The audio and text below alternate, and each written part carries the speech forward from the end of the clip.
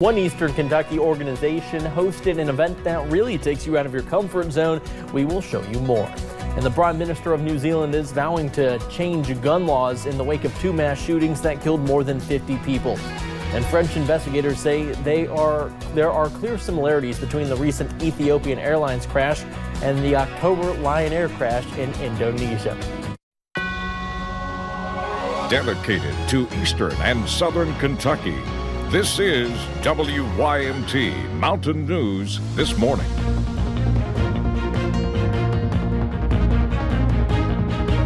Good morning, I'm Connor James. The time is now 6:29. Let's check in with Brandon Robinson for a look at your forecast as we are now one day away from spring. Hanging in there. We're trying to get past all this winter mess. You can do it. We can do it. I have faith in us, and you hang in there. This morning it is cold. Of course, it's the last full day of winter, so we wouldn't expect anything less, right?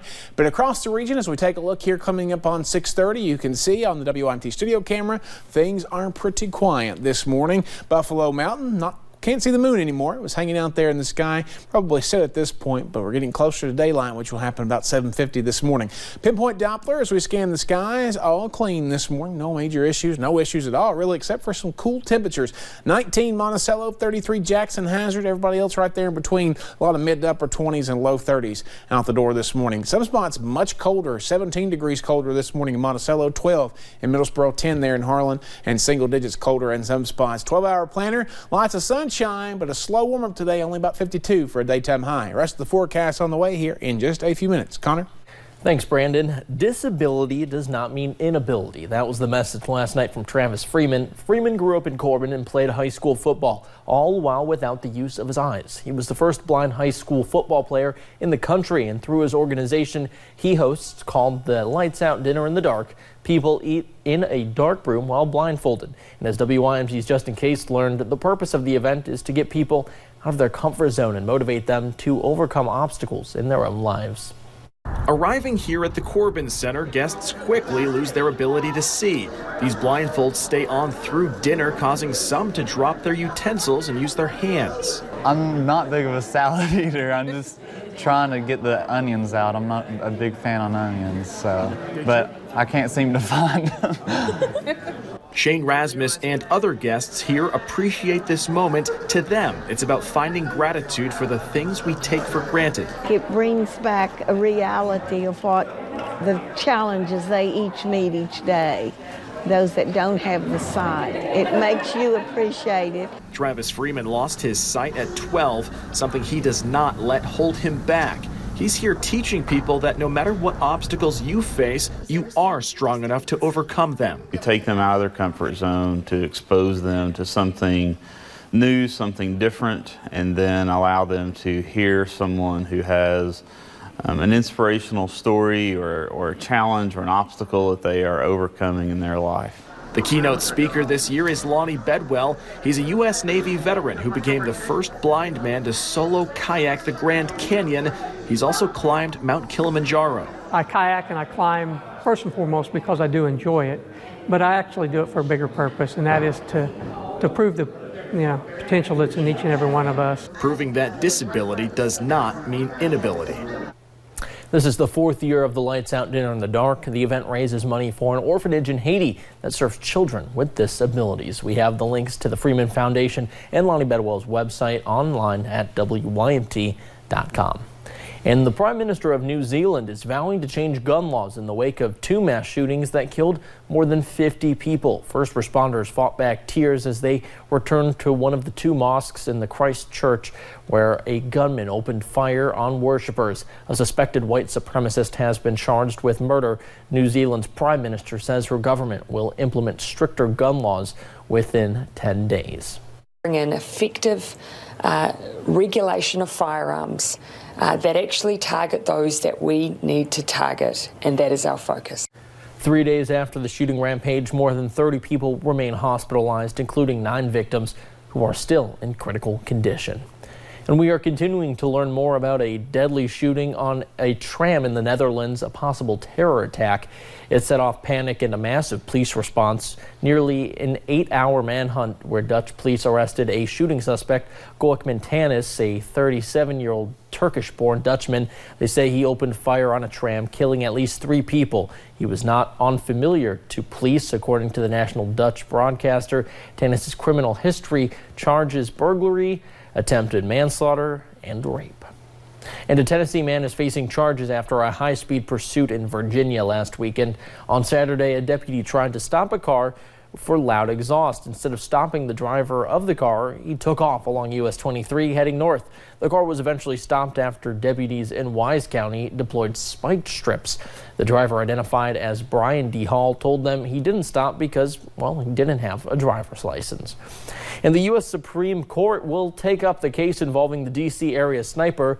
Leah Malvo was 17 when he took part in the 2002 shooting spree that left 10 people dead and 3 others injured. He was sentenced to life in prison, but a lower court ruled the sentence was unconstitutional because he was a minor. Virginia is seeking to appeal that ruling. His partner in crime, John Allen Muhammad, was executed in 2009. He said Muhammad brainwashed him into committing murder.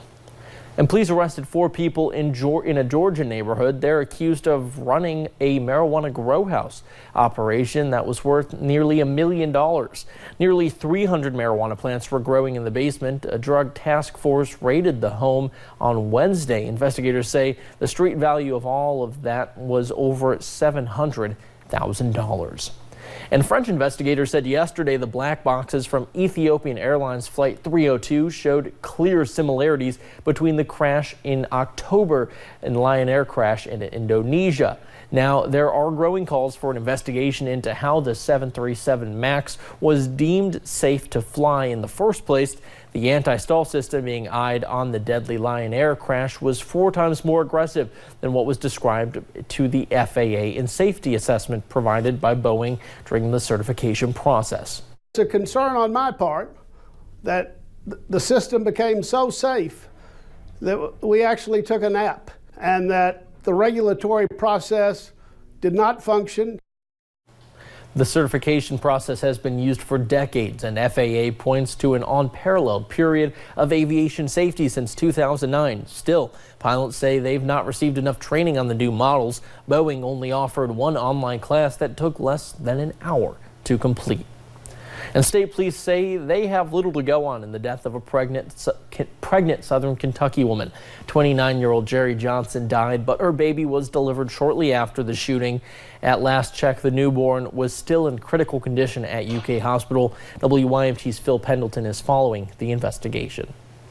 Well, there's still a lot of unanswered questions surrounding the shooting of 29-year-old Jerry Johnson.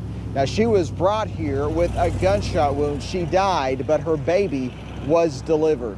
Well, we treat all death investigations as if they are suspicious. This one is a little bizarre. But police say they cannot get into details on what may have happened at the home behind this gate on Steel Hollow Road in the Rockholds community of Whitley County. But they were called to the Corbin Hospital when police say the pregnant and injured 29-year-old woman arrived there. Apparently, her boyfriend took her to the hospital. They say they can't tell us if there are witnesses to the shooting, which happened just outside the home. Troopers and detectives arrived at the ER shortly after getting the phone call and learned from the ER staff that the female had passed away and that the baby had been delivered and taken to UK Medical Center, where it's still listed in critical condition today. Kentucky State Police say there is still a lot of work to be done, and they say they will know a lot more about the cause and manner of death once the autopsy results are known.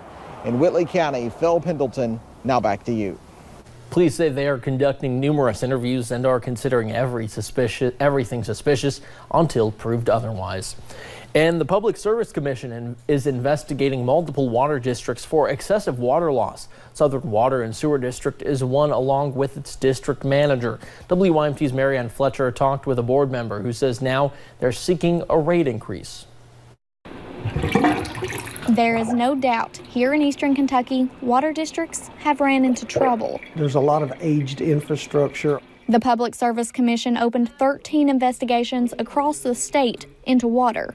One focuses on Southern Water and Sewer District. We've come to the conclusion that we're going to have to ask for an emergency rate increase. In the month of November, the district reported a 71% water loss, costing the company $386,000 annually. But without additional revenue, the water company cannot continue to operate. Board Chairman Jeff Prater says the company recently received 5 new board members. All 6 of the previous members resigned when a rate increase proposal was denied. We have the Kentucky Rural Water Association helping us, and they're working on the rate study. Right now, Prater says it is unclear how much of an increase they need. We are going to keep people's water flowing. There's no question about that, but there are certain things we'll have to do. Along with the district investigation, the PSC is also looking into General Manager Dean Hall for possible violations of state laws and regulations. Hall did not want to comment. And as a last resort, we may have to temporarily lay off workers in order to make the cash flow. Hoping to fix the issues one step at a time. In Floyd County, Marianne Fletcher, WYMT Mountain News. All customers will be notified before any rate increase goes into effect. The utility services amount for 5,400 homes and businesses in Floyd and Knott counties. Now let's check in with Brandon for a look at your weather. Brandon?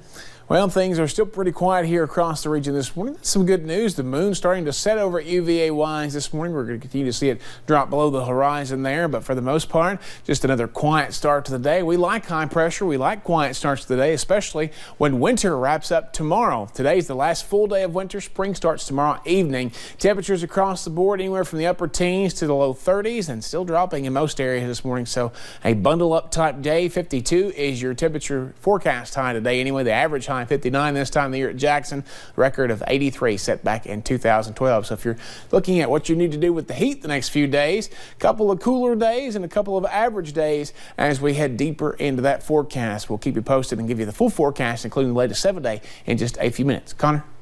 Thanks, Brandon. We will have stories trending on WYMT.com next. Thanks for joining us on Mountain News this morning. And an 18-year-old is suing the health department in Kentucky, saying they violated his First Amendment rights. We'll tell you why. And more people in the United States are getting measles, as the numbers are up 40 from last week. We'll have more.